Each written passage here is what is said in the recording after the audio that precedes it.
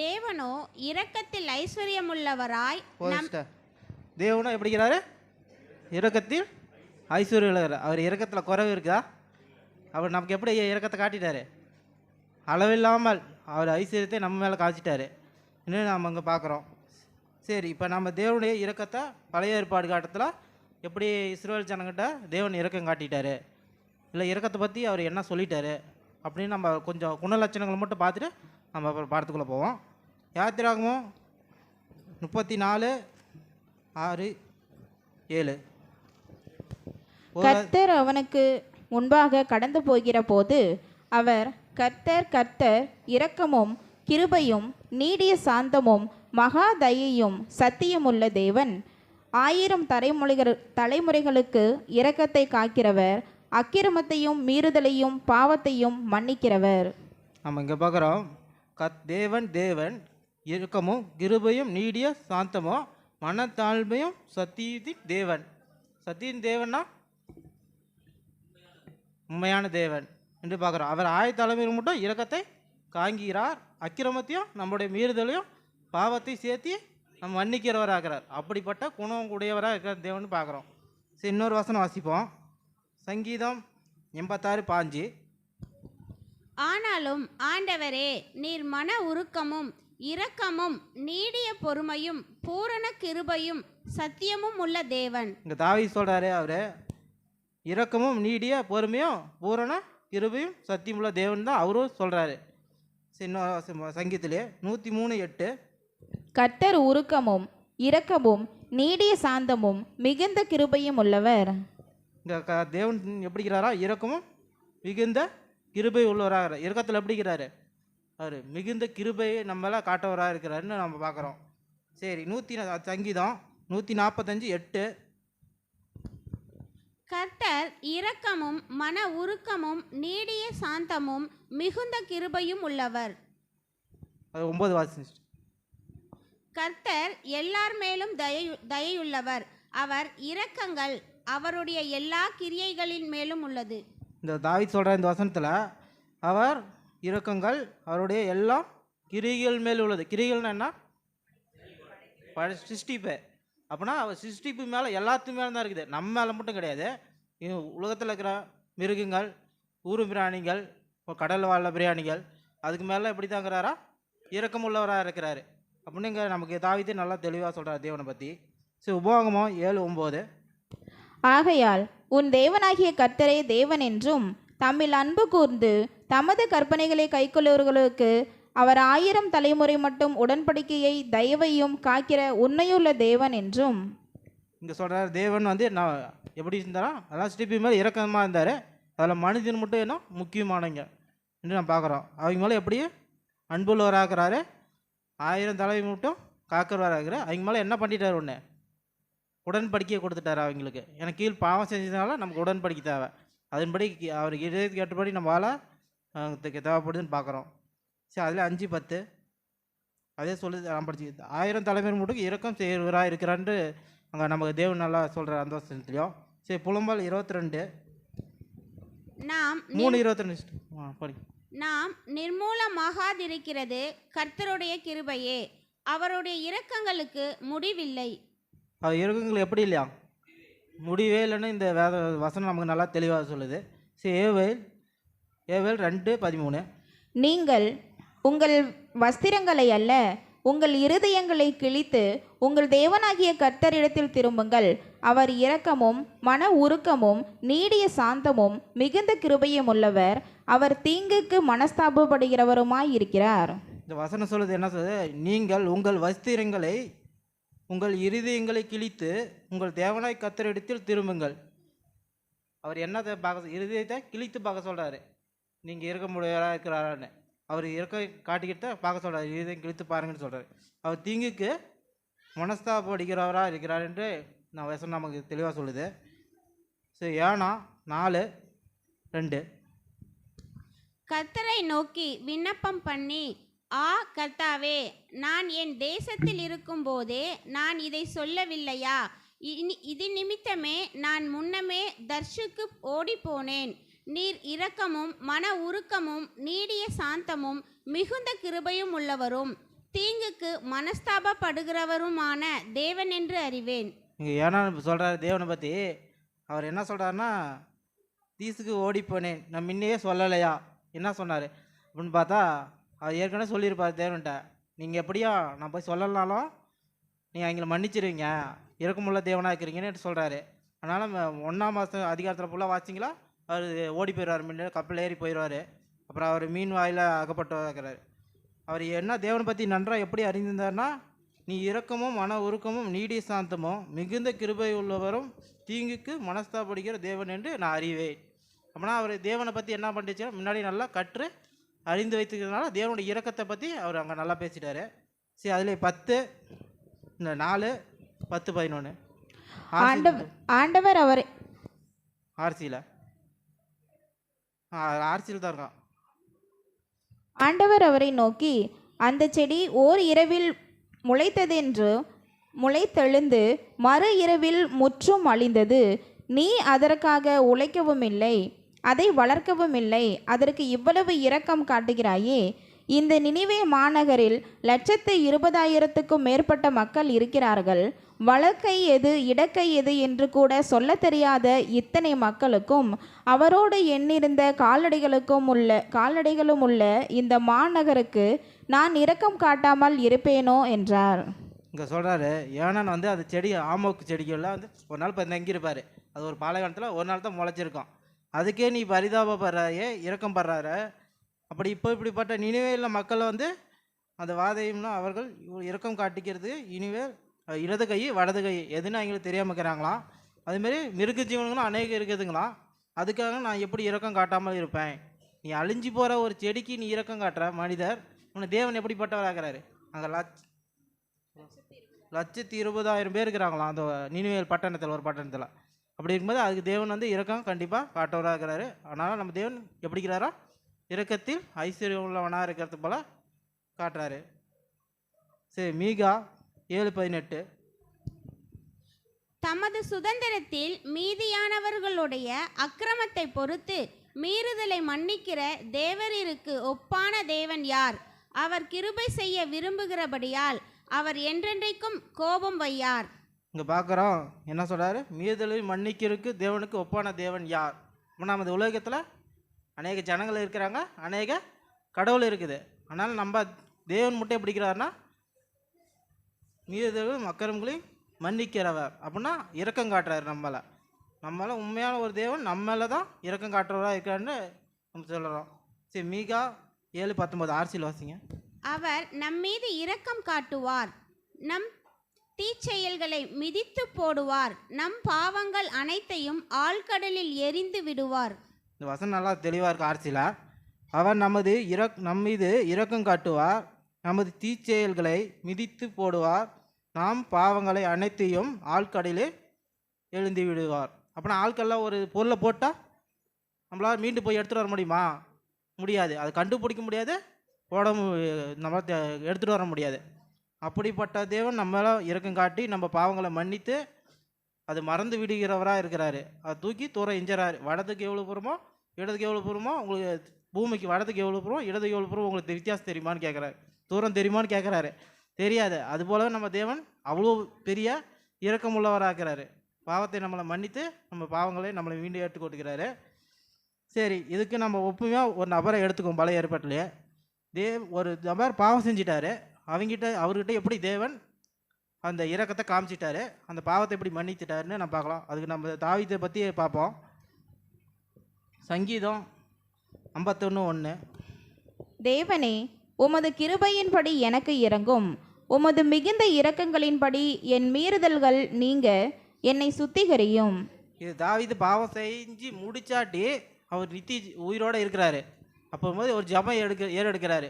என்ன இருக்கிறார்? தேவனே, உமது கிருபையின்படி எனக்கு இரங்கும், உமது மிகுந்த இரக்கங்களின்படி என்னை மீறுதல்களை நீங்கள் செய்ய சுத்திகரியும். அப்படின்னா என்கிட்ட பாவமே இல்லாமல் என்னை சுத்திகரின்னு அந்த இடத்துல தாவீதும் இந்த ஜபம் ஏறெடுக்கிறாரு.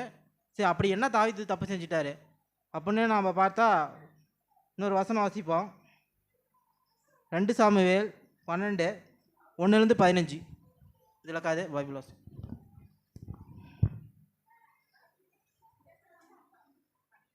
12 1 5 வரைக்கும். கர்த்தர் நாத்தானை தாவீதினிடத்தில் அனுப்பினார். அவனிடத்தில் வந்து அவனை நோக்கி, ஒரு பட்டணத்தில் 2 மனுஷர் இருந்தார்கள்.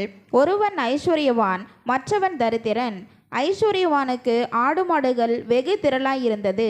தரித்திரனுக்கோ தான் கொண்டு வளர்த்த ஒரே ஒரு சின்ன ஆட்டுக்குட்டியை தவிர வேறொன்றும் இல்லாதிருந்தது. அது அவனோடும் அவன் பிள்ளைகளோடும் கூட இருந்து வளர்ந்து அவன் வாயின் அப்பத்தை தின்று அவன் பாத்திரத்திலே குடித்து அவன் மடியிலே படுத்துக்கொண்டு அவனுக்கு ஒரு மகளைப் போல இருந்தது. அந்த ஐஸ்வர்யவானிடத்தில் வழிப்போக்கன் ஒருவன் வந்தான்.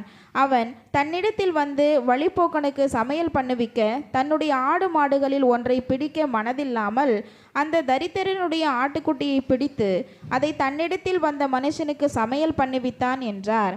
அப்பொழுது தாவீது அந்த மனுஷன் மேல் மிகவும் கோபம் மூண்டவனாகி நாத்தானை பார்த்து, இந்த காரியத்தை செய்த மனுஷன் மரணத்துக்கு பாத்திரன் என்று கர்த்தருடைய ஜீவனை கொண்டு சொல்லுகிறேன். இங்கே நான் பார்க்குறேன் 1ஆம் வசனத்தில் அவருக்கு 2 நாத்தான் வீடு வராரு. தாவீது பாவம் செஞ்சிட்டாரு. உரியா வீடு மனைவி 10 பேரோட அங்கே தவறு செஞ்சிட்டாரு. அது எல்லாத்துக்கும் நமக்கு தெரியும், அது நான் சொல்ல வரல. அதனால் இங்கே தாவீது வந்து இந்த நாத்தான் வந்து எழுது அது வந்து ஒரு ஊமையாக சொல்கிறாரு, அவர்கிட்ட உணர்த்துறாரு அந்த பாவத்தை. அது என்ன சொல்கிறாருன்னா, 2 ஐஸ்வர்யவான் இருந்தாங்க. இங்கே ஒருத்தர் தரித்திரன், இன்னொருத்தர் ஐஸ்வர்யவான். அதில் ஒருத்தர் வந்து ஐஸ்வர்யம் வந்து ஐஸ்வர்யம் நிறையா வச்சுருப்பாங்க, ஆடு மாடுகள்லாம் அந்த காலத்தில். இப்போ தரித்திரன் ஒரே ஆடு வச்சுக்கிறான். அது எப்படி தன் சொந்த பிள்ளை மாரி வளர்த்து கொண்டு வந்தாருன்ட்டு பார்க்குறோம். அதான் சொல்லிகிட்டே வரும்போது தாவீது வந்து என்ன சொல்கிறா, அப்பொழுது தாவீது அந்த மனுஷன் மேல் மிகவும் கோபம் உண்டாகி, அங்கே எப்படின்னா அது தெரிஞ்ச தப்ப தாவீது தெரியல, இதான் சொல்ல வராருன்னு கோபம் உண்டாக்கி நாத்தானை பார்த்து, இந்த காரியத்தை செய்த மனுஷன் மரணத்திற்கு பாத்திரன் என்று கர்த்தருடைய ஜீவனை கொண்டு சொல்லுகிறேன். ஒரு ராஜா தனக்கு தண்டனை கொடுத்துக்க முடியுமா? முடியாது, தண்டனை கொடுத்துக்க முடியாது. ஏன்னா இங்கே தாவீது என்ன சொல்கிறாரு, ஏன்னா அவரை பற்றி சொல்கிறேன்னா அங்கே அவருக்கு தெரியாது. அதனால் அந்த தப்பு செஞ்ச மனுஷனை பற்றி அந்த கதையில் வர மாரி அவர் சொல்கிறாரு, ஜீவனை கொண்டு கொலை செய்ய வேண்டும் அப்படின்னு அங்கே சொல்கிறாரு. சரி, இப்படி அந்த தப்பு என்ன, அந்த தப்பு எல்லாத்துக்கும் தெரியும். நல்லா கல்யாணம் பண்ணி கூப்பிட்டு வந்துடுற உரியவா கொலை பண்ணிடுவார் என்று எல்லாத்துக்கும் தப்பு தெரியும். சரி, அது பழைய நியாயப்பிரமாணத்தின்படி அந்த தப்புக்கு என்ன தண்டனை அதை நான் பார்க்கலாம். உபாகமம் 22:22. புருஷனுக்கு விவாகம் பண்ணப்பட்ட ஸ்திரீயோடு ஒருவன் சயனிக்க கண்டுபிடிக்கப்பட்டால் அந்த ஸ்திரீயோடு சயனித்த மனிதனும் அந்த ஸ்திரீயும் இருவரும் சாக வேண்டும். இப்படியே தீமையை இஸ்ரவேலிலிருந்து விலக்க கடவாய். இது யார் கொடுத்தா? தேவன் கொடுத்துட்டா ஒரு கட்டளை. இது யார் செஞ்சிட்டாங்கன்னா தாவீது செஞ்சிட்டாரு. ஒரு கல்யாணமான ஒரு மனைவியும் கல்யாணம் ஒரு ஹஸ்பண்டும் சேர்ந்து இருக்கக்கூடாது, விவகாரம் கூட சேர்ந்து இருக்கக்கூடாதுன்னு இங்கே வசனம் நமக்கு தெளிவாகக்கூடாது. இப்படிப்பட்டவங்களுக்கு என்ன தண்டனையா? மரண தண்டனை. இங்கே தாவீது என்ன பண்ணியிருக்கணும்?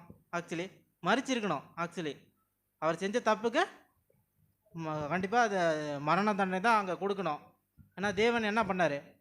அவர் மறிச்சாரா அப்படின்னு பார்த்தா இல்லை. அவர் பாவங்களை மன்னித்தார், இரக்கங்களின்படி மன்னித்தார். மன்னித்து அதுக்கு வரை கூட தண்டனை கொடுத்தாரு. கொடுத்துட்டு அது கொஞ்சம் வசனம் மட்டும் பார்ப்போம் நம்ம. 2 சாமுவேல் 12:13. அப்பொழுது தாவீது நாத்தானிடத்தில், நான் கர்த்தருக்கு விரோதமாக பாவம் செய்தேன் என்றான். நாத்தான் தாவீதை நோக்கி, நீ சாகாதபடிக்கு கர்த்தர் உன் பாவம் நீங்க செய்தார். இங்கே நான் பார்க்குறோம், அந்த தாவீது சொன்ன ஜீவனை கொண்டு இவனுக்கு மரண தண்டனை கொடுக்கணுதோட அதுக்கு பிற்பாடு வருது.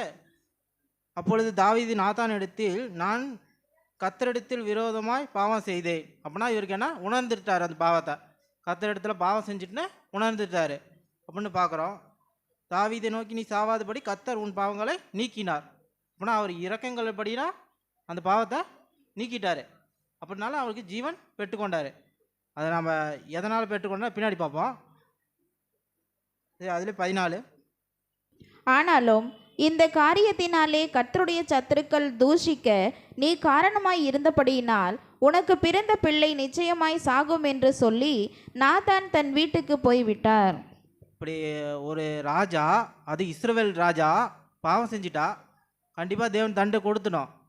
இல்லை அவர் மறிக்கல, புரஜாதியார் என்ன நினைப்பாங்க? அவர் தண்டனை கொடுக்கலாம், அவர் உண்மையுள்ள தேவன் இல்லை அப்படின்னு தான் நினைப்பாங்க. அவர் இரக்கம் உள்ள தேவன் இல்லை அப்படின்னு நினைப்பாங்க. அதனால் இது அவங்க பார்வைக்காக தேவன் முன் பிறந்த பிள்ளை இடத்துல அவர் பலி வாங்கிட்டாருன்னு நம்ம பார்க்குறோம். சரி, நம்ம திருப்பி அவர் ஜெபத்துக்கு வருவோம். அவர் எப்படி ஜெபம் பண்ணி முடிச்சிட்டாருன்னு. சங்கீதம் 51:4 வரைக்கும். தேவனே, உமது கிருபையின்படி எனக்கு இரங்கும். உமது மிகுந்த இரக்கங்களின்படி என் மீறுதல்கள் நீங்க என்னை சுத்திகரியும். என் அக்கிரமம் நீங்க என்னை முற்றிலும் கழுவி என் பாவமாற என்னை சுத்திகரியும். என் மீறுதல்களை நான் அறிந்திருக்கிறேன். என் பாவம் எப்பொழுதும் எனக்கு முன்பாக நிற்கிறது. தேவரீர் ஒருவருக்கே விரோதமாக நான் பாவம் செய்து உமது கண்களுக்கு முன்பாக பொல்லாங்கானதை நடப்பித்தேன். நீர் பேசும்போது உம்முடைய நீதி விளங்கவும், நீர் நியாயம் தீர்க்கும் போது உம்முடைய பரிசுத்தம் விளங்கவும் இதை அறிக்கையிடுகிறேன். சரி, நம்ம பார்க்குறோம். மீறுதல்களையும் நான் அறிந்திருக்கிறேன், என் பாவங்களும் எப்பொழுது எனக்கு முன்பாக நிற்கிறது அப்படின்னு சொல்லிட்டாரு.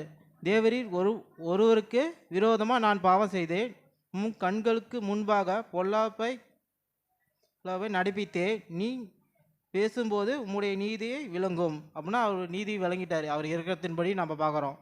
நீ நியாயம் தீர்க்கும்போது உம்முடைய பரிசுத்தம் விளங்கவும் அதை அறிக்கையிடுகிறேன். அவர் நியாயம் தீர்க்கும்போது அவர் எதுக்கு அறிக்கைறா? அவர் செய்த பாவத்திட்ட நினச்சி அங்கே அறிக்கிறான்னு பார்க்குறோம். அது தாவீது அது இன்னொரு வசனம் பார்ப்போம். சங்கீதம் 101:1. இரக்கத்தையும் நியாயத்தையும் குறித்து பாடுவேன், கர்த்தாவே உம்மை கீர்த்தனம் பண்ணுவேன். இங்கே பார்க்குறோம், தாவீது இரக்கத்தையும் நியாயத்தையும் குறித்து அவர் பாட்டு பாடுவாராம். கர்த்தாவே உம்மை எப்பொழுதும் கீர்த்தனம் பண்ணுவேன். அப்படின்னா அவர் தாவீது தேவனிடத்தில் எப்படி இரக்கம் பெற்றிருப்பார் அப்படின்னு கொஞ்சம் நம்ம சிந்திக்க வேண்டியதாக இருக்குது. அதனால் ஒரு மனிதன் ஒருத்தர் புகழ்ந்து பாடுறாருன்னா அவர்கிட்ட அப்படிப்பட்ட ஒரு கிருபையை அங்கே தாவீது பெற்றுக்கொண்டார். சரி, நம்ம இப்போ கர்த்தராகிய இயேசு கிறிஸ்துவ இடத்துல வருவோம். தேவனிடத்தில் உச்சக்கட்ட ஒரு இரக்கம்னா அது யாருன்னு சொல்லுவோம்? உச்சக்கட்ட இந்த இரக்கத்தை அப்படியே நம்ம காமிச்சிட்டாருன்னா, தேவன் இது வரைக்கும் இஸ்ரவேல் ஜனங்கள் காமிச்சிட்டு வந்தார். அது எப்படின்னா, பரலோகத்திலேருந்து அவர் வார்த்தையின் மூலமாக அவர் மன உருக்கத்தின்படி இரக்கத்தின்படி காமிச்சிட்டாரு. இப்போ அது லிட்டராக ஒருத்தர் செய்யணும் அந்த இரக்கத்தை. அதுக்கு ஒப்புமா அப்படி யார் வந்துட்டான்னு பார்த்தா ஒரு வசனம் வாசிப்போம். யோவான் 3:16. தேவன் தம்முடைய ஒரே பேரான குமாரனை விசுவாசிக்கிறவன் எவனோ அவன் கெட்டு போகாமல் நித்திய ஜீவனை அடையும் படிக்கு அவரை தந்தருளி இவ்வளவாய் உலகத்தில் அன்பு கூர்ந்தார். இங்கே தேவன் என்ன பண்ணுறாரு? மனுக்குலம் எப்படி இருக்குது? முழுவதும் பாவத்தில் இருக்குது. இது தேவனுடைய உச்சக்கட்ட ஒரு இரக்கம்னு கூட இங்கே சொல்லலாம். ஏன்னா முழு மனுக்குலத்துக்கு மேலேயும் இரக்கம் காட்டுறாரு. நாம் பார்த்தது முன்னாடியெல்லாம் யார் மேலே இரக்கம் காட்டிட்டாரு? இஸ்ரவேல் ஜனங்கள் மேலே இரக்கம் காட்டிட்டாரு. இங்கே பார்க்கும்போது முழு மனுக்குலத்துக்கும் இரக்கம் காட்டாரு. அதுதான் தேவனை தன் ஈடுபடியாக ஒரே பேரான இந்த பூமிக்கு தந்துருளினார் என்று நம்ம இங்கே வசனம் வாசிக்கிறோம். சரி, திருப்பி வாசிப்போம். லூக்கா ஆதார வசனம் 6:36. ஆகையால் உங்கள் பிதா உள்ளவராய் இருக்கிறது போல நீங்களும் இரக்கமுள்ளவர்களாய் இருங்கள். இந்த வசனம் நமக்கு பொருந்துறதுக்கு முன்னாடி அது யாருக்கு முன்னாடி பொருந்திருக்கும்? இயேசு கிறிஸ்துக்கு இந்த வசனம் கண்டிப்பாக பொருந்தும். ஏன்னா பிதா இரக்கமுள்ளது போல் அவரும் இரக்கமாக இருந்தார். அது வாழ்ந்து காத்திட்டு போயிட்டார். அதே போல் அப்போஸ்தலர் வாழ்ந்து காட்டிட்டு போயிட்டாங்க. அவங்கள நம்ம பின்பற்றணும். அப்போஸ்தலர் ஒரு வசனம் சொல்ல, என்ன பின்பற்றி வாங்க அப்படின்னா அவர் எந்த தைரியத்தில் அப்படி சொல்லலாம் அப்படின்னு ஒரு கேள்வி கேட்டால், அவர் எப்படி இயேசு கிறிஸ்து நடந்தார் அதுபோல் அப்போஸ்தலரும் நடந்திருப்பாங்க நம்ம பார்க்குறோம். நமக்கு முன்மாதிரியாக கிறிஸ்து பிதாவை இரக்கம் காட்டினது போல இருக்கிறார்.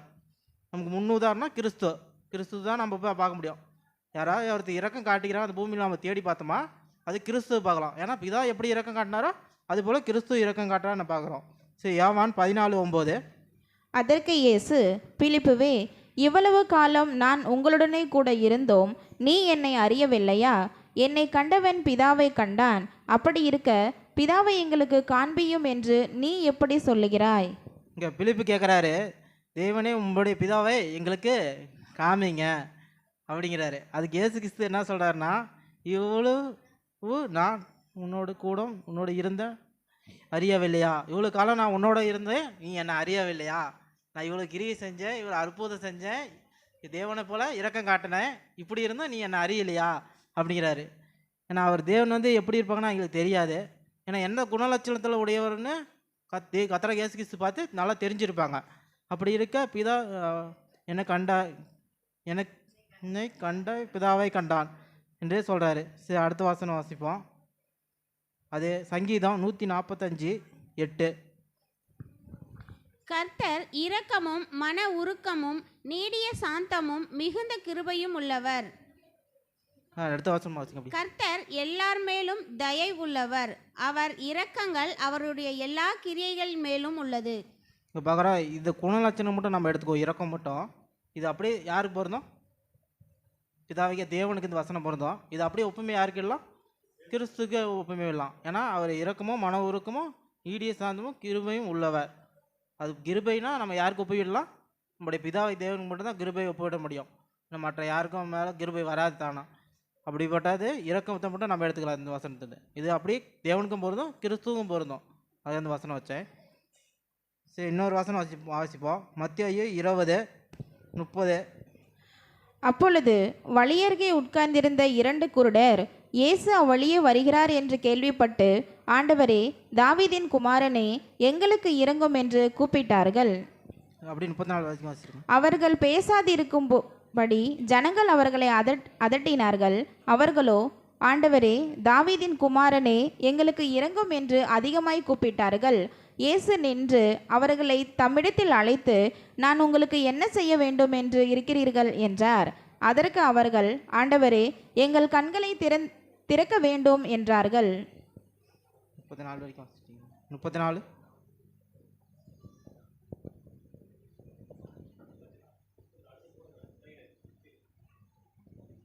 இயேசு மனதுருகி அவர்கள் கண்களை தொட்டார். உடனே அவர்கள் பார்வையடைந்து அவருக்கு பின் சென்றார்கள். இங்கே பார்க்குறோம், தாவீதின் குமாரரே, எங்களுக்கு இரங்கும். இப்படி இரங்கும்னா என்ன அர்த்தம்னா, எங்களுக்கு இரக்கம் காட்டும் அப்படின்னு யார்கிட்ட? கத்தரா இயேசுகிட்ட உதவி கேட்டு போகிறாங்க. யார்? குருடர்கள் 2 பேர். இந்த கத்தரா இயேசு முன்னாடி பார்த்துருக்க மாட்டாங்க. அவர் அற்புதம் அடையாளம் செய்கிறத பார்த்து காதில் கேட்டிருப்பாங்க. அதனால் கிறிஸ்து இந்த இடத்துல எங்களுக்கு எப்படின்னா ஒரு இரக்கத்தை காமிச்சிட்டாரு, மனது உருகினார்.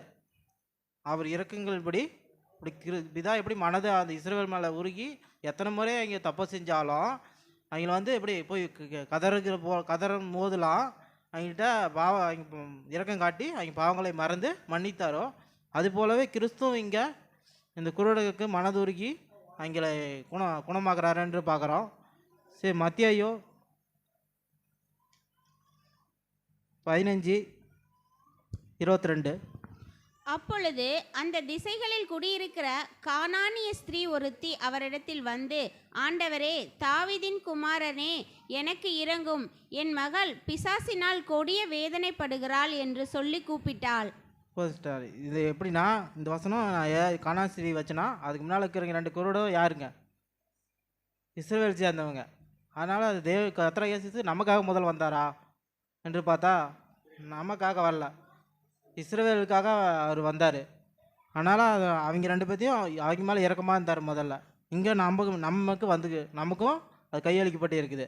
அப்படிங்க இந்த ஸ்ரீ கானாஸ்திரினா புறஜாதியா இஸ்ரவேல் இல்லாதவர்கள் என்று பார்க்குறோம். அப்படிங்கும்போது தேவன்ட்டு வந்து அவங்களும் எப்படி கேட்குறாங்கன்னா இரக்கம் கேட்குறாங்க, எங்களுக்கு இரங்கும் அப்படின்னு அவர்கிட்ட வந்து உதவி கேட்குறாங்க. என் மகளை குணமாக்கும், பிசாசினால் வேதனைப்படுகிறார் அப்படின்னு கேட்குறாங்க. சரி, அது அடுத்த வசனம் வாசிங்க.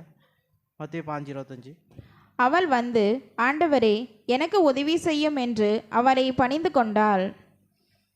இங்கே பார்க்குறோம், ஆண்டவரே எங்களுக்கும் பணிந்து கொள்ளுங்க அப்படின்னு கேட்டுக்கிறாங்க. சரி, அடுத்த வசனம் வாசிங்க. அதற்கு அவள், மெய்தான் ஆண்டவரே, ஆகிலும் நாய்க்குட்டிகள் தங்கள் எஜமான்களின் மேஜையிலிருந்து விழும் துணிக்கைகளை தின்னுமே என்றாள். இங்கே சொல்கிறாரு, நாய்கள் தன் எஜமானியின் துணிக்கைகளை தின்னுமே. இதுக்கு முன்னாடி ஒரு வசனம் வாசி பாருங்க, 26 மத்தேயு. அவர் அவளை நோக்கி, பிள்ளைகளின் அப்பத்தை எடுத்து நாய்க்குட்டிகளுக்கு போடுகிறது நல்லதல்ல என்றார். இது கர்த்தராகிய இயேசு கிறிஸ்து என்ன சொல்லிட்டாரு? பிள்ளைகளை எடுத்து நாய்கள் யார்? அந்த கானாஸ்திரி தான் நாய்கள். அதை எடுத்து போடுறது நல்லதில்லை. ஏன்னா இரக்கம் முதல்ல அவங்க தான் ரட்சிக்கப்படுன்னு கர்த்தராகிய இயேசு அவங்களுக்கு தான் வந்தார் முதல்ல. அது அடுத்த வசனத்துலேயும் நீ அப்படி சொல்கிறாரு. அது மத்தேயு 15:28. இயேசு அவளுக்கு பிரதியுத்தரமாக, ஸ்திரீயே, உன் விசுவாசம் பெரிது, நீ விரும்புகிறபடி உனக்கு ஆக கடவது என்றார். அந்நேரமே அவள் மகள் ஆரோக்கியமானாள். இங்கே சொல்கிறாரு கத்ராகேசு, நீ சொல்கிறது சரிதான் அப்படின்னு சொல்கிறாரு. மேஜையின் கீழே நாய்கள் திங்கும் அப்படின்னு நீ சொல்கிறது மெய்தான் அப்படின்னு சொல்லிட்டு உன் விசுவாசம் பெரியது, அது உன்னை ரட்சிக்கும் அப்படின்னு இங்கே சொல்கிறாரு. அப்போ இஸ்ரவேலுக்கும் நமக்கும் கொஞ்சம் வித்தியாசம் இருக்குது. அவங்க யாரும் சொந்த தேவனுடைய ஜனங்கள், நாம் அல்லாதியர்கள், தேவனுடைய ஜனங்கள் இல்லாதவங்க நாம் மெயினாக. இப்போ நமக்கும் கர்த்தராகிய இயேசு கிறிஸ்து மூலமாக நமக்கு என்ன கிடைச்சிருக்கு? இரக்கம் கிடைச்சிருக்குது என்று நாங்கள் நல்லா தெளிவாக இந்த சிறியின் மூலம் நமக்கு கொஞ்சம் புரியுது. அடுத்து 28, மத்தேயு 15:28 இல்லை 20:28. அப்படியே மனுஷகுமாரனும் ஊழியம் கொள்ளும்படி வராமல் ஊழியம் செய்யவும் அநேகரை மீட்கும் பொருளாக தம்முடைய ஜீவனை கொடுக்கவும் வந்தார் என்றார். இங்கே மனுஷகுமாரன் ஊழியம் கொள்ளவும் வராமல் ஊழியம் செய்யவும் வராமல் அநேகரை மீட்கும் பொருளாக தம்முடைய ஜீவனை கொடுக்க வந்துட்டார். இதிலே இருக்கிறதுலே உச்சக்கட்டம் இருக்கும். தேவன் எப்படி அவங்க இஸ்ரவேலுக்கு அமைச்சிட்டாரோ, இப்போ நம்ம புதஜாதியார் இஸ்ரவேல் எல்லாம் மனுக்கூலத்து மேலேயும் அவர் காட்டிட்ட ஒரு உச்சக்கட்டம் இருக்குன்னா இது கிறிஸ்துவே காட்டிட்டார். நமக்கு வந்து அவர் உயிரை தன் ஜீவனையே கொடுத்துட்டாரு. யாருமே வந்து உனக்காக என் ஜீவனை தரேன் அப்படின்னு யாருமே சொல்ல மாட்டாங்க, கொடுக்கவும் மாட்டாங்க. அந்த காலத்தில் ரத்தம் கொடு அப்படின்னாவே பாதி பேர் பெணாத்திட்டு ஓடி போயிடுவாங்க. அந்த காலத்தில் ஜீவனை கொடுப்பாங்களா அப்படின்னு பார்த்தா கிடையாது. அதனால் கிறிஸ்து தேவனுடைய எப்படி இருக்கிறாரோ அதுவும் கிறிஸ்து அப்படிப்பட்டவராக இரக்கம் காமிச்சிட்டாரு என்று நாம் பார்க்குறோம். எபேசியர் 1:7 அவருடைய கிருபையின் ஐஸ்வர்யத்தின்படியே இவருடைய இரத்தத்தினாலே பாவ மன்னிப்பாகிய மீட்பு இவருக்குள் நமக்கு உண்டாயிருக்கிறது. அங்கே பாருங்க, தேவனும் ஐஸ்வர்யவானாக இருக்கிறாரு இரக்கத்தில். இங்கே கிறிஸ்து எப்படிக்கிறாரு? அவருடைய ஐஸ்வர்யத்தின் இரக்கத்தினாலே நமக்கு பாவம் மன்னிப்பாகிச்சு. நம்ம புரஜாதியார் நமக்கு யார்? இயேசு கிறிஸ்து ரத்தத்தினால்தான், அவர் இரக்கத்தினால, அவர் ஜீவன் கொடுத்ததுனால நமக்கு என்னாச்சு? பாவம் மன்னிப்பாச்சு. இல்லை நமக்கு பாவம் மன்னிப்பு வந்திருக்குமான்னு கேட்டால் வரவே வராது. அது தேவன் எப்போ அவர் ராஜ்யத்தை கொண்டாரோ அப்போ தான் அந்த பாவம் மன்னிப்பு வரும். அதுக்கு முன்னாடி ஒரு ஆதாம் மறிக்கணும். மறிக்காத முன்னாடி அந்த பாவம் மன்னிப்பு நமக்கு வரதுக்கு சான்ஸே இல்லை. ஆனால் ஒருவேளை அங்கே ஏற்றுக்கொண்டாங்களோ இயேசு கிறிஸ்துவை, நமக்கு அந்த வாய்ப்பு கிடையாது என்று நம்ம பார்க்குறோம். சரி, நாம் இங்கே நமக்கு வருவோம். நாம் ஏன் இரக்கம் காட்ட வேண்டும் என்று ஒரு கேள்வி வைத்தா. முதலாவது தேவன் ஆதாமை படைத்தார், அவர் மேலே ஒரு பாவம் செஞ்சார், ஒரு இரக்கம் காட்டினார். அப்புறமேட்டு அங்கேருந்து ஏன் நோவா வராரு. அங்கே மக்கள் எல்லாம் பாவம் செய்கிறாங்கன்னு மனஸ்தாப்பட்டு அங்கே ஒரு குடும்பத்துக்கு இரக்கம் காட்டினார், நோவா கிட்ட இரக்கம் காட்டினார். அங்கேருந்து வரும்போது இஸ்ரவேல்கிட்ட வந்து அவர் இரக்கம் காட்டிட்டு வர்றாரு. அப்படியே வந்து கிறிஸ்து வந்து இப்போ நமக்கு வந்து இரக்கம் கிடைச்சிருச்சு. அப்புறம் நாம் என்ன பண்ணணும் அப்படின்னு அடுத்த ஸ்டெப்பு போனோம் நாமளும். அதுக்கு வாசிப்போம். லூக்கா 6:36 பின்பகுதி மட்டும் வாசிங்க. ஆகையால் உங்கள் பிதா இரக்கமுள்ளவராய் இருக்கிறது போல நீங்களும் இரக்கமுள்ளவர்களாய் இருங்கள். இங்கே சொல்கிறாரு, பிதாவும் இரக்கமாக உடையவராக இருக்கிறாரு, குமாரன் எப்படி இருக்கிறாரு? இரக்கம் உள்ளவராக இருக்கிறாரு. நாமளும் இரக்கமுடையவர்களாக இருக்கணும். இன்னும் இந்த வசனம் கர்த்தராகிய இயேசுக்கு நமக்கு நல்லா சொல்லித்தராரு. 1 பேதுரு 2:9 நீங்களோ உங்களை அந்தகாரத்தினின்று தம்முடைய ஆச்சரியமான ஒளியினிடத்திற்கு வரவழைத்தவருடைய புண்ணியங்களை அறிவிக்கும்படிக்கு தெரிந்து கொள்ளப்பட்ட சந்ததியாயும் ராஜரீகமான ஆசாரிய கூட்டமாயும் பரிசுத்த ஜாதியாயும் அவருக்கு சொந்த ஜனமாயும் இருக்கிறீர்கள். இங்கே சொல்கிறாரு, இது பெரிய ஒரு நமக்கு கொடுக்கப்பட்ட ஒரு ஆசீர்வாதம். நீங்கள் உங்கள் வசனம் வாசிங்க, அவருக்கு சொந்த ஜனமாக இருக்கிறோம். இப்போ நம்ம எல்லாம் என்ன எப்படி மாறிட்டு இஸ்ரவேல் மாரி இயேசு கிறிஸ்து மூலமாக ஆவிக்குரிய இஸ்ரவேலாக நாம் அழைக்கப்பட்டிருக்கோம். நாமளும் எப்படி தான் காட்டணுமா? தேவன் எப்படி இருக்கமுடையவராக இருக்கிறது போல் நாமளும் இருக்கமுடையவராக இருக்கணும் என்று இங்கே நல்லா நமக்கு தெளிவாக வசனம் சொல்லுது. சரி, மத்தேயு 9:13 பலியை அல்ல இரக்கத்தையே விரும்புகிறேன் என்பதின் கருத்து இன்னதென்று போய் கற்றுக்கொள்ளுங்கள். நீதிமான்களை அல்ல பாவிகளையே மனந்திரும்புகிறதற்கு அழைக்க வந்தேன் என்றார். இயேசு கிறிஸ்து பலியை அல்ல இரக்கத்தையே விரும்புகிறேன் என்பதின் கருத்து இன்னதென்று போய் கற்றுக்கொள்ளுங்க. இப்போனா கர்த்தராகிய இயேசு கூட என்ன விரும்புகிறாரு? இரக்கத்தை விரும்ப. ஏன் பலி விரும்ப மாட்டேங்கிறாரு? ஏன்னா அவரே பலி கொடுக்க வந்துக்கிறாரு. ஆனால் நம்மளையும் அதே பழைய இஸ்ரவேலை எடுத்துக்கிட்டா அவங்க என்ன பலி கொடுக்கணும்? ஆடு மாடுகளாக பலி கொடுக்கணும். அப்போனா அவங்க என்ன அடுத்தவங்கிட்டு ஆடு மாடுகளை எடுத்து பலி கொடுப்பாங்களா? அதான் தாவீது அந்த ஐஸ்வர்யான் கதையை கூட நீங்கள் வச்சுக்கலாம். ஸோ அந்த ஆட்டை எப்படி வளர்த்தி அது அப்பம் கொடுத்து வளர்த்தினது போல் அவங்க வளர்த்தி அதுக்கு அவங்க வந்து என்ன கொடுப்பாங்கன்னா பலி கொடுக்குறாங்க. அது மிருகத்தின் மேலே அவங்களுக்கு இறக்க வரணும் அப்படின்னு தேவனை அதை செலுத்த சொன்னார். அது பிற்கூட காலத்தில் அவங்க அதனா பொழப்பாக எடுத்துக்கிட்டாங்க. அதனால் எனக்கு ரத்தத்தினாலும் இறக்கணும் பலினாலும் எனக்கு இறக்கம் இது இல்லை, எனக்கு விருப்பப்படலைன்னு சொல்கிறாரு. இன்னொரு வசனம் வாசிப்போம். ஆனால் தான் கர்த்தராகிய இயேசு இங்கே சொல்கிறாரு, பலியெல்லாம் இறக்கத்தையே விரும்புகிறேன். அப்படி நாமளும் என்ன பண்ணோம்? நாம் பலியை தான் பலி விரும்பணுமா என்று கேட்டால் அவருக்கு இங்கே வசனத்தின்படி இல்லைன்னு சொல்லுது. இரக்கத்தையே நாமளும் விரும்புகிறவர்களாக இருக்கணும். இது ஓசியா 6:6.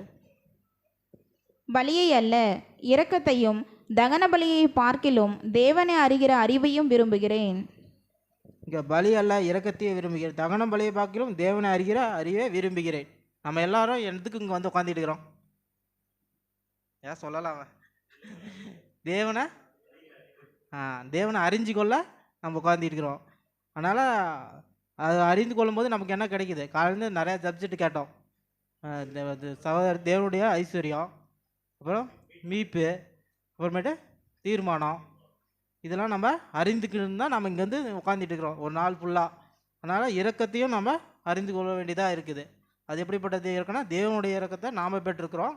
அது நம்ம அறிஞ்சிக்கிட்டால் மட்டும்தான் நம்ம இரக்கத்தை மற்றவர்களுக்கு காட்ட முடியும். சரி, அடுத்து மீகா 6:8. மனுஷனே, நன்மை இன்னதென்று அவர் உனக்கு அறிவித்திருக்கிறார். நியாயம் செய்து இரக்கத்தை சிநேகித்து உன் தேவனுக்கு முன்பாக மனத்தாழ்மையாய் நடப்பதை அல்லாமல் வேறே எண்ணத்தை கர்த்தர் உன்னிடத்தில் கேட்கிறார். கேட்குறாரு, மனுஷனே நன்மை இன்னதென்று அவர் உனக்கு அறிவித்து இருக்கிறார். நம்ம காலையிலேருந்து எல்லாம் கேட்டோம், அதெல்லாமே நன்மை கேட்டது தான். நியாயம் செய்து இரக்கத்தை சிநேகினா என்ன புரியல? விரும்பணும். சிநேகத்தை விரும்பி அது சிநேகித்து பிடித்து கொள்ளணும். அது பிடித்து கொள்ளணுமா நம்ம இரக்கம் காட்டுறவராக இருப்போம். உன் தேவனுக்கு முன்பாக மனத்தாழ்மை நடப்பது அல்லாமல் வேற என்ன தேவன் உங்களிடத்தில் கேட்குறார்? வேற ஒன்றுமே அவர் கேட்கலப்பா. நீங்கள் இரக்கத்தை சிநேகிங்க, அதுபடி செய்யுங்க அப்படின்னு தான் எங்கள் தேவன் நல்லா நம்மகிட்ட கேட்குறாரு. சரி, அடுத்த வசனம் வாசிப்போம். மத்தேயு 12:7. பலியை அல்ல இரக்கத்தையே விரும்புகிறேன் என்பதின் கருத்து இன்னதென்று அறிந்தீர்களானால் குற்றமில்லாதவர்களை நீங்கள் குற்றப்படுத்த மாட்டீர்கள். இங்கே சொல்கிறாரு, நீங்கள் இரக்கத்தை இன்னதென்று நீங்கள் அறிந்தீர்களானால் குற்றமில்லாதவர்களை நீங்கள் குற்றப்படுத்த மாட்டீர்கள். அப்படின்னா நம்ம அநியாயமாக ஒருத்தர் மேலே வீண் பலி போட மாட்டோம். அவங்க மேலே மனதுருக்கி நம்ம இரக்கம் காட்டுறவர்களாக இருப்போம் என்று பார்க்குறோம். சரி, இன்னொரு வசனம் சங்கீது 112:4 ரிவேஸில் படிங்க. அவன் இரக்கமும் மன உருக்கமும் நீதியும் உள்ளவன். செம்மையானவர்களுக்கு இருளிலே வெளிச்சம் உதிக்கும்.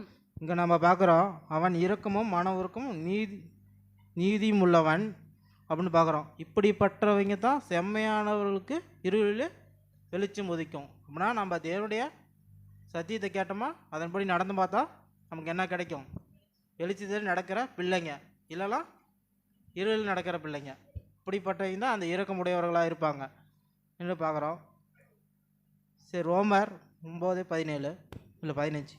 அவர் மோசேயை நோக்கி, எவன் மேல் இரக்கமாய் இருக்க சித்தமாய் இருப்பேனோ அவன் மேல் இரக்கமாய் இருப்பேன், எவன் மேல் உருக்கமாய் இருக்க சித்தமாய் இருப்பேனோ அவன் மேல் உருக்கமாய் இருப்பேன் என்றார். இங்கே தேவன் எவன் மேல் எல்லாத்து மேலே இல்லை இரக்கமாக இல்லை, யார் மேலே இரக்கமாக இருக்க விரும்புகிறாரோ அவங்க மேலே தான் தேவன் இரக்கமாக இருக்கிறாரு. எவன் மேல் மன உருக்கமாக இருக்க விரும்பி சித்தமாக இருப்பேனோ அவன் மேல் தான் அவர் உருக்கமாக இருப்பாராம் என்ன பார்க்குறோம். சரி, லேவியர் 20:26.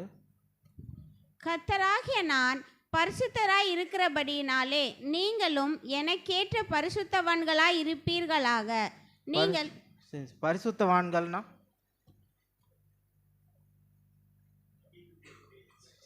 சுத்தமாக தேவனுக்கு ஏற்றபடி கீழ்ப்படிந்து நடக்கிற பிள்ளைங்க, அவர் தவறாமல் நடக்கிறீங்களா என்ன சொல்லுவாங்க? பரிசுத்தமாக. தேவன் எப்படிக்கிறாரு?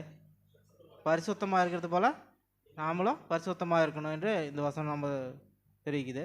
சரி, 1 பேதுரு 2:10. முன்னே நீங்கள் தேவனுடைய ஜனங்களாய் இருக்கவில்லை, இப்பொழுதோ அவருடைய ஜனங்களாய் இருக்கிறீர்கள். முன்னே நீங்கள் இரக்கம் பெறாதவர்களாய் இருந்தீர்கள், இப்பொழுதோ இரக்கம் பெற்றவர்களாய் இருக்கிறீர்கள். இங்கே பார்க்குறோம், நம்ம முன்னே தேவனுடைய இரக்கம் பெறாமல் இருந்தோம், இப்பொழுது இரக்கம் பெற்றதுனால நம்ம யாரை மாறிட்டோம்? தேவனுடைய பிள்ளையாக மாறிட்டோம். அதனால் இப்பொழுது இரக்கம் பெற்றிருக்கோம். நம்ம இந்த காலகட்டத்தில் இருக்கும்போது கர்த்தராகிய இயேசு கிறிஸ்து மூலமாக நம்ம இங்கே இரக்கம் பெற்றிருக்கோம். சரி, அப்போஸ்தலர்கள் இரக்கம் பெற்றாங்க. அது எப்படி பெற்றான்னு இது பவுல் மட்டும் பார்த்துட்டு போயிடுவோம், எல்லாத்தையும் சொன்ன டைம் பார்த்தாது. 1 தீமோத்தேயு 1 தீத்து 1:5-16. 1 தீமோத்தேயு 1:5-16. பாவிகளை இரட்சிக்க கிறிஸ்து இயேசு உலகத்தில் வந்தார் என்கிற வார்த்தையை உண்மையும் எல்லா அங்கீகரிப்புக்கும் பாத்திரமுமானது. அவர்களில் பிரதான பாவி நான். அப்படி இருந்தும் நித்திய ஜீவனை அடையும்படி இனிமேல் இயேசு கிறிஸ்துவினிடத்தில் விசுவாசமாய் இருப்பவர்களுக்கு திருஷ்டாந்தம் உண்டாகும் பொருட்டு பிரதான பாவியாகிய என்னிடத்தில் அவர் எல்லா நீடிய பொறுமையும் காண்பிக்கும்படிக்கு இரக்கம் பெற்றேன். இங்கே அவர் சொல்கிற அப்போஸ்தலர் தன்னை பற்றி சொல்லுகிறாரு. என்ன சொல்கிறாரோ, அவர் பிரதான பாவி. அப்போ நாமளும் எப்படின்னு சொல்ல முடியும்? நாமளும் ஒரு பிரதான பாவி தான் சொல்லணும். அவர் தேவனுடைய இரக்கம் பெற்றார். ஆனால் நாமளும் என்ன பண்ணிருக்கோம்? இரக்கம் பெற்றிருக்கோம். ஆனால் நாமளும் என்ன பண்ணோம்? இரக்கம் மற்றவர்களுக்கு காட்டுறவர்களாக இருக்கணும். பெற்றுக்கொண்ட நாம் அதை மற்றவங்களுக்கு காட்டுறவர்களாக இருக்கணும் என்று வேதம் நமக்கு சொல்லிக்கிறது. சரி, இன்னொரு வசனம் வாசிப்போம். நீதிமொழிகள் 2:10. 21:2. நீதிமொழிகள் 21:10. துன்மார்க்கனுடைய மனம் பொல்லாப்பை செய்ய விரும்பும், அவன் கண்களில் அவன் அயலானுக்கு இரக்கம் கிடையாது. இங்கே தேவன் சொல்கிறாரு, இரக்கம் காட்டாதவர்கள் எப்படிப்பட்டவர்கள் இருக்கிறாங்கன்னா அவங்க துன்மார்க்கருக்கு ஒப்பிடுகிறாரு. அவங்ககிட்ட கருணை இருக்காது, எதுவுமே இருக்காது. சரி, அதுக்கு ஒரு வசனம் வாசிப்போம். 2 பேதுரு 2:10. விசேஷமாக அசுத்த இச்சையோடே மாம்சத்திற்கு ஏற்றபடி நடந்து கர்த்தத்துவத்தை அசட்டை பண்ணுகிறவர்களை அப்படி செய்வார். இவர்கள் துணிகரக்காரர், அகங்காரிகள், மகத்துவங்களை தூஷிக்க அஞ்சாதவர்கள். இப்படி குணம் உள்ளவங்க தான் யார்? துன்மார்கள். விசேஷமாக அசுத்த இச்சைகளோடு மாம்சத்துக்கு ஏற்றபடி நடந்து கர்த்தத்துவத்தை அசட்டை பண்ணுகிறவர்களாய் அப்படி செய்வார்கள். இவர்கள் துணிகாரிக்காரர்கள். இவங்க என்ன பண்ணாங்க? இங்கே எங்கே இருக்கிறாங்க? சபைக்குள்ளே தான் இருக்கிறாங்க. ஏன்னா இரக்கம் காட்டாது இருக்கிறாங்க. மற்றவர்கள் அது துன்மார்க்கம் இல்லாதவர்கள் எப்படி இருக்கிறாங்க? இரக்கம் காட்டி தேவனை போல் அவங்க பரிசுத்தமாக இருக்கிறாங்க. அகங்காரிகள், மகத்துவங்களை தூசிக்கிற அஞ்சாதவர்கள். இப்படி இப்போ குணம் நம்மகிட்ட இருந்துச்சுன்னா நம்மள யார்? துன்மார்க்கோட குணலட்சணங்களாக சேர்ந்தவளாக நம்ம மாறிடுவோம். சரி, ஒரு கன்க்ளூஷனில் நம்ம வருவோம், டைம் ஆகிட்டேக்குது. சரி, மத்தேயு 5:7. இரக்கமுள்ளவர்கள் பாக்கியவான்கள், அவர்கள் இரக்கம் பெறுவார்கள். இங்கே இது ஒரு முக்கியமான ஒரு வசனம். இரக்கமுள்ளவர்கள் பாக்கியவான்கள், அவர்கள் இரக்கம் பெறுவார்கள். இது மலை பேசுங்க சொல்லிவிட்டு அது ஒருத்தரும் பாக்கியவான்னு சொல்லிகிட்டே வர்றாரு. நம்ம இதை மட்டும் இரக்கத்தை பற்றி பார்த்தால பார்ப்போம். இப்படி பாக்கியவான் இவங்க இரக்கம் பெறுவாங்க. சரி, எப்போ எதுக்காக எதில் இரக்கம் பெறுவாங்க? சரி, வசனம் பார்ப்போம். நீ யாக்கோப்பு 2:13. ஏனென்றால் இரக்கம் செய்யாதவனுக்கு இரக்கமில்லாத நியாய தீர்ப்பு கிடைக்கும், நியாய தீர்ப்புக்கு முன்பாக இரக்கம் மேன்மை பாராட்டும். இங்கே சொல்கிறாரு, ஏனென்றால் இரக்கம் செய்யாதவனுக்கு இரக்கமில்லாத நியாய தீர்ப்பு கிடைக்குமா, நியாய தீர்ப்புக்கு இரக்கம் மேன்மை பாராட்டும். இதில் ஆசிரியர் வாசிங்க, இங்கே இருக்காது.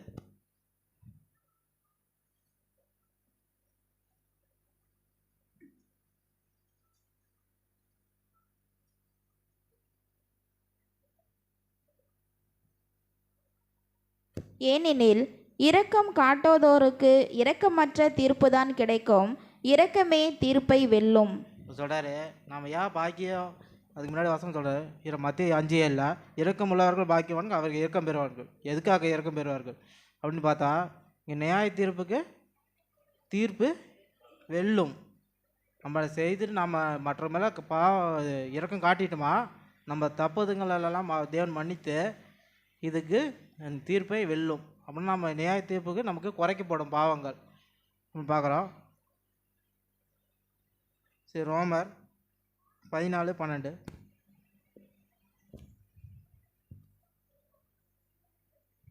அதில் இருக்காது.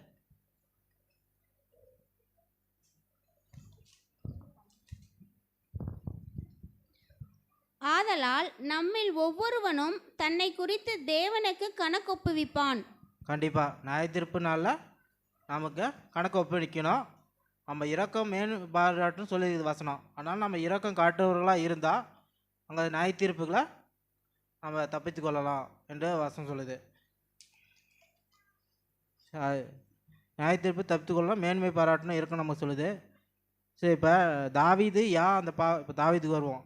தாவீது தேவன் அந்த பாவத்தை மன்னித்துட்டாரு அப்படின்னு பார்த்தா நம்ம வசனம் வழியாக பார்ப்போம். தாவீதுக்கு அந்த பாவத்தை மன்னித்துட்டாரு. அந்த பாவத்துக்கு என்ன தீர்ப்புனா மரணம் தீர்ப்பு. ஏன்னா அவர் மறிக்கல, அதுக்கு தண்டனை கொடுக்கப்பட்டாச்சு. அப்போனா நம்ம செய்த ஒரு பாவங்களுக்கும் தேவன் மன்னிக்கிறவராக இருக்கிறாரு. அதுக்குரிய தண்டனை யார் கொடுக்குறாருன்னா நீ உணர்ந்து கொள்ளாத பாவத்தை, அதுக்காக அங்கே தண்டனை கொடுக்குறாருன்னு நாம் அங்கே பார்க்குறோம். சரி, அதுக்கு ஒரு வசனம் வாசிப்போம். 1 சாமுவேல் 24:4. அப்பொழுது தாவீதின் மனுஷர் அவனை நோக்கி, இதோ நான் உன் சத்துருவை உன் கையில் ஒப்பு கொடுப்பேன், உன் பார்வைக்கு நலமானபடி அவனுக்கு செய்வாயாக என்று கர்த்தர் உன்னோடே சொன்ன நாள் இதுதானே என்றார்கள். தாவீது எழுந்திருந்து போய் சவுலுடைய சால்வையின் தொங்கலை மெல்ல அறுத்து கொண்டான். இங்கே தாவீது என்ன பண்ணுறாங்க, கூட இருக்கிறீங்க ஒரு தூண்டுதல் உண்டு பண்ணுறாங்க. சவுலை போய் நீ கொன்னுரு, இதுதான் கர்த்தர் உண்டு பண்ணின நாள், சரியான நேரம், அவர் கிட்டக்கிறாரு, போய் நீ கொன்னுரு அப்படின்னு யார்கிட்ட இங்கே அவர் கூட இருக்கிறீங்க என்ன பண்ணுறாங்க, ஒரு தூண்டுதலை உண்டு பண்ணுறாங்க. ஏன்னா தாவீது அவர் போய் என்ன பண்ணுறாரு, பக்கத்தால் போனவர் நினச்சா என்ன பண்ணிருக்கலாம், ஈட்டி எடுத்து ஒரே சொருவிட்டு கொலை பண்ணிட்டு போயிட்டே இருந்திருக்கலாம். அப்படி இல்லை, அவர் செய்யலை. அதுக்கு பதிலாக சால்வை மட்டும் தொங்கலை மட்டும் அறுத்துட்டு வந்துட்டார். ஏன்னா அது சவுலுக்கு தெரியணும், தாவீது இவளுக்கு கிட்ட வந்துட்டு போய்க்கிறாரு அப்படின்னு அவருக்கு தெரிவிக்கணும். சரி, அதில் இன்னொரு வசனம் 24:6. அவன் தன் மனுஷரை பார்த்து, கர்த்தர் அபிஷேகம் பண்ணின என் ஆண்டவன் மேல் என் கையை போடும்படியான இப்படிப்பட்ட காரியத்தை நான் செய்யாதபடிக்கு கர்த்தர் என்னை காப்பாராக, அவர் கர்த்தரால் அபிஷேகம் பண்ணப்பட்டவர் என்று சொல்லி. இங்கே அவர் சொல்கிற கர்த்தரால் அபிஷேகம் பண்ணப்பட்ட மனிதன் மேலே என் கையும் போட மாட்டேன் அப்படின்னு போட மாட்டேன்னு சொல்கிறாரு. அடுத்த வசனம்.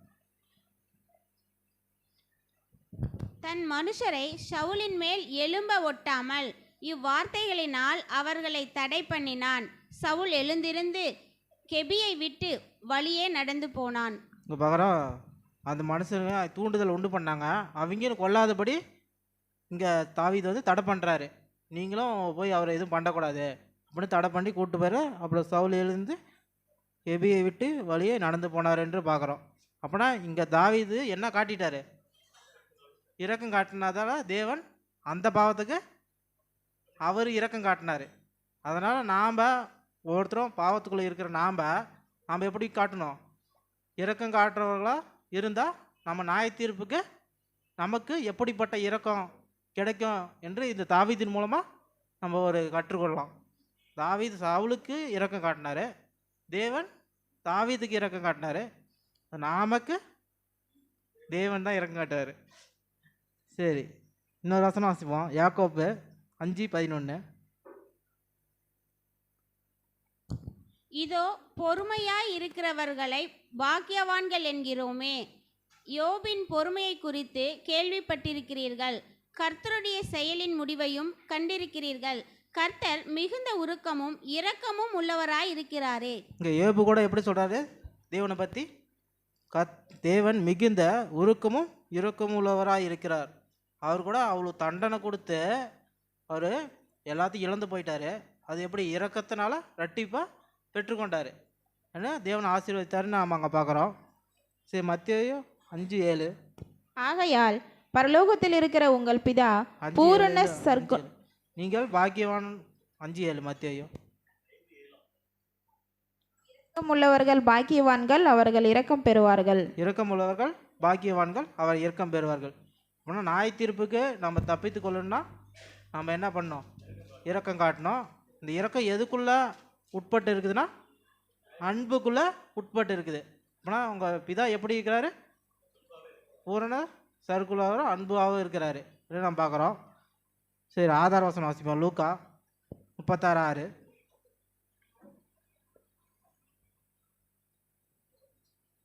அதில் இருக்காது 6:36. சரி, உங்கள் பிதா இரக்கமுள்ளவராக இருக்கிறது போல் நீங்களும் இரக்கமுள்ளவராக இருக்குன்னு வேதம் நமக்கு நல்லா தெளிவாக சொல்லி கொடுக்குது. அதனால் நாமளும் எப்படிப்பட்டவர்களாக இருக்கணும்? இரக்கம் உடையவராக இருக்கணும். நம்ம பிதாவும் இரக்கமுள்ளவராக இருக்கிறாரு. அதனால் நாம் இந்த புதிய வருடத்தில் நம்ம தேவன் அநேக நேரம் காலங்களிலும் நம்மளை கடந்து அவர் இரக்கம் நம்ம மேல் வைத்து நம்மளை பாதுகாத்து இந்த நாம நம் ஜீவனோடு இருக்கிறதுக்கு முக்கிய காரணம் அவருடைய இரக்கம்தான். நானும் நம்ம பாவம் செய்யாத மனிதர்கள் கிடையாது. இப்போ போனோமா அடுத்த நிமிஷம் என்ன பாவம் செய்யணும் கூட நமக்கு தெரியாது. அப்படிப்பட்ட அவருக்கு இரக்கங்கள் படி நம்ம காட்டுறாரு. நம்ம பாவங்களை என்ன பண்ணுறாரோ மன்னிக்கிறவராக, அது மறந்து விடுகிறவராக இருக்கிறாரு. அதுபோல நாமளும் மற்றவங்க மேலே பாவங்களை மன்னித்து அதை மறந்து விடுகிற அவங்க மேலே இரக்கம் காட்டுறவர்களாக இருக்கணும்.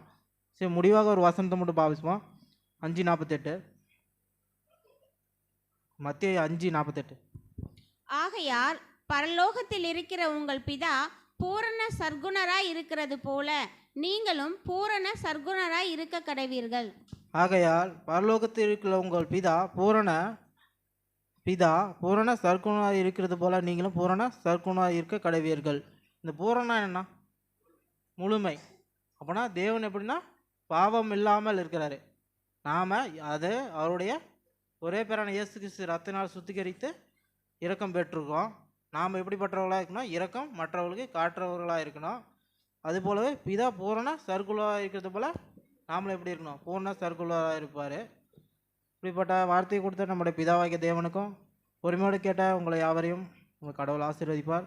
கிறிஸ்து இயேசு கிறிஸ்து மூலமாய் நான் ஏறெடுக்கிறேன் இந்த ஜெபத்தை. ஆமென்.